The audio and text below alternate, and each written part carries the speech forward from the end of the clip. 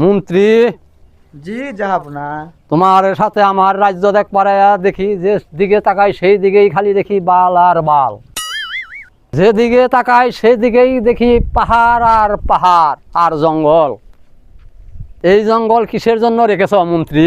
জাহাপনা, এই বন আর জঙ্গল আপনার রাজ্যে আমি রেখে দিয়েছি কারণ অনেক বেকার ছেলে মেয়ে আছে যারা প্রেম করতে এসে জায়গা পায় না, এই সব জঙ্গলে গাড়ি মারা দেয় জাহাপনা। এ কি বলছ মন্ত্রী? জি জাহাপনা, আপনাকে আমি দেখাচ্ছি বেকার ছেলে মেয়েরা এই জঙ্গলে কি করে জাহাপনা। আপনি আসেন আমার সাথে, আসেন জাহাপনা।